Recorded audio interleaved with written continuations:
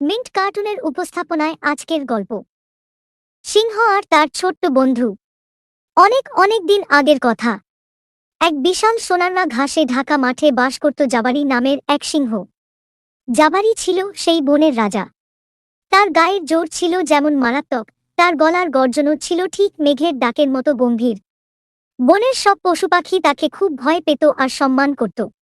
একদিন দুপুরে রোদের মধ্যে জাবারি তার রাজ্যের সীমানা পাহারা দিচ্ছিল। হঠাৎ সে ঘাসের ওপর দিয়ে হাঁটার সময় চিৎকার করে উঠল, উহ, বড্ড লেগেছে। জাবারি দেখল তার সামনের থাবার নরম মাংসের ভেতর একটা মস্ত বড় কাঠের ফালি বা শলাকা ঢুকে গেছে। ব্যথায় তার চোখে জল চলে এলো। বনের রাজা হলেও সে এখন আর ঠিকমতো হাঁটতে পারছিল না। সে মুখ কালো করে একটা গাছের নিচে বসে পড়ল। ঠিক সেই সময় সেখান দিয়ে যাচ্ছিল লুলু নামের এক জিরাফ। লুলুর গলা অনেক লম্বা, সে অনেক দূর পর্যন্ত দেখতে পায়।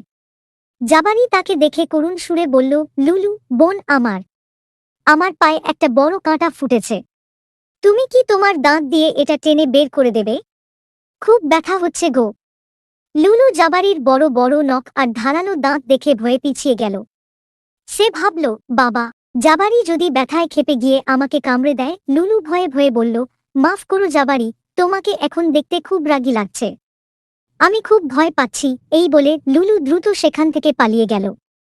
জাবারির খুব মন খারাপ হলো। কিছুক্ষণ পরে গাছের ডাল বেয়ে নেমে এলো কিকি নামের এক বানর।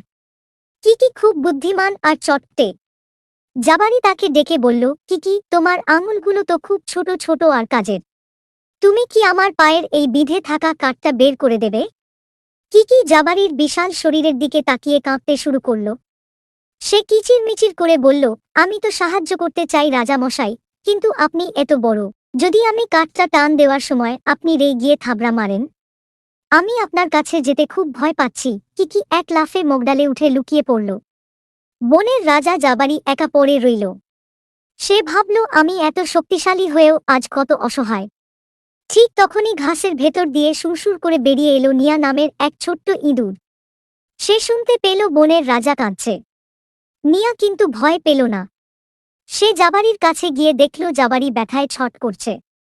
সে জাবারির বিশাল থাবার একদম কাছে গিয়ে দাঁড়াল। জাবারি অবাক হয়ে জিজ্ঞেস করল, ছোট্ট নিয়া, তুমি কি আমাকে দেখে ভয় পাচ্ছ না? নিয়া হেসে বলল, ভয় পাবো কেন? আপনি তো এখন যন্ত্রণায় আছেন।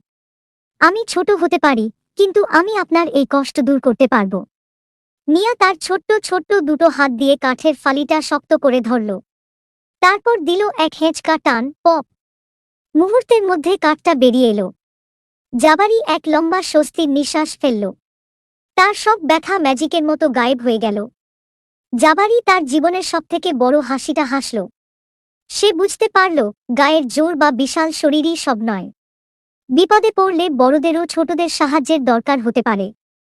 বড় হওয়ার চেয়ে সাহসী আর দয়ালু হওয়া অনেক বেশি জরুরি। সেই দিন থেকে বিশাল সিংহ জাবারি আর পুঁচকে ইঁদুর নিয়া হয়ে গেল প্রাণের বন্ধু। তারা সারাদিন রোদে খেলা করল এবং বনের সবাইকে শিখিয়ে দিল যে বন্ধুত্বের কোনো আকার হয় না।